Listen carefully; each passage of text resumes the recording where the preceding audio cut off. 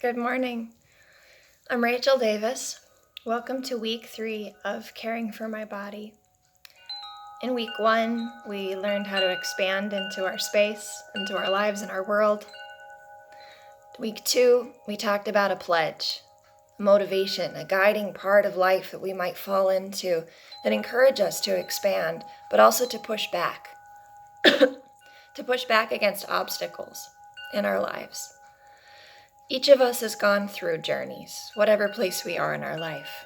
This is a refreshing and a renewing, a daily commitment, a daily renewing, not a once-in-a-lifetime choice or a goal we cross off our list. This week, your body is your job. I'm going to let you in on something. You actually already have a pledge, she says. You live in your body. The care of your body has been entrusted to you, and only you, like it or not. How well are you keeping this pledge? It's your choice. You can do it well, or you can do it badly. Now, our world inundates us with expectations for movement. We like the hiking and the biking. Have you gone to your yoga class? Have you done your Pilates? Maybe you envy the athletes around you. As dancers, there's an incredible amount of competition, and we are comparing. It's part of the learning process. It's how we grow, but it can also become very negative in our own self-confidence and self-image. And the healthiest dancers learn to observe and watch, to apply, but not to let it shape who we are, because your body is your own. Your expression is your own, and that is unique. No one else can do it quite the same way. But when that movement becomes restricted, as children, we don't consider the restriction of movement. We just move. But as we age, our bodies begin to contract. So how can we come against this contraction with movement? Twyla says, like a pledge, your devotion to your body requires daily renewal. As she goes through the chapter, there's stories of Richard Branson crediting so much of his creativity and success to his exercise regime. There's her own morning. She gets up at 5 a.m. and goes to exercise before hitting the studios and beginning quiet work and the solo work and then expanding into choreography. It's amazing. But it's not something all of us can do. For one reason or another, you might have a chronic illness, a physical impairment, a temporal impairment, lack of time or the feeling of time, in order to reach the big epic movements that we're told are what we should be aspiring to. Today, I want to help shift that perspective in much the same way that Twyla does, to renegotiate our expectations of movement through something that dancers use called marking.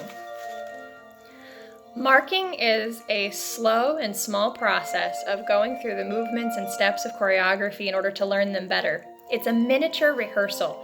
It doesn't require full performance and expression, though adding in small facial expressions and small movements is essential. You don't need a huge amount of space.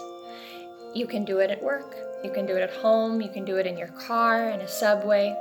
Marking takes you through the steps, and your amazing, incredible brain translates it through imagination like a real experience of the full picture, of the full performance. It's just incredible. And we can use that same power. This is okay. Maybe there's pain, maybe there's struggle. But by connecting your brain and your body to the movement, your rehearsal and your marking can take you through the steps of each day just as beneficially, just as healthily, just as freeing as if you were doing the big thing, the big picture, the marathon, the leaps, the jumps. The practice of marking we do everywhere, all the time. As dancers, we didn't want to waste a single moment. Even sitting still, we'll be doing our steps. And the body is profiting as the train took us to where we'd be working full out for the rest of that day. Marking prepares your body and your mind to do what's next, to live the next steps, to embrace the next moments. Like a dancer, you have dozens of ways to mark your day, creative, substantial ways of integrating physical activity with whatever else occupies your time. Now, maybe that's cardio at work, maybe that's yoga classes, maybe you do need to get up and dance. Go take that dance class you've been wanting to. Go show up at a ballroom class, whether you have a partner or not, because you know what? They rotate. You don't have to have one in most studios today. But maybe you're in a different boat.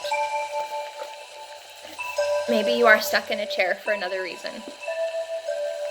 So I'm going to go through and make a 15-minute exercise video. It's going to be a bit longer to go through some simple exercises that warm up, that mark, that release the lumbar, the thoracic, and your cervical areas of your spine through your body that you can do from a chair.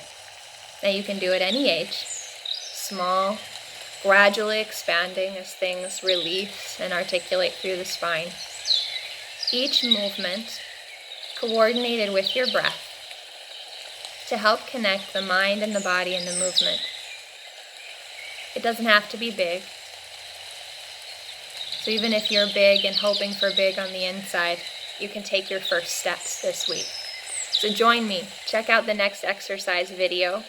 Take 15 minutes out of your day to expand, to push back, to remind yourself that your greatest and best tool is still with you. Maybe it's not in the same way it used to be, but let's not let fear keep us from moving anymore. Let's not let pain keep holding us back. Get up and dance.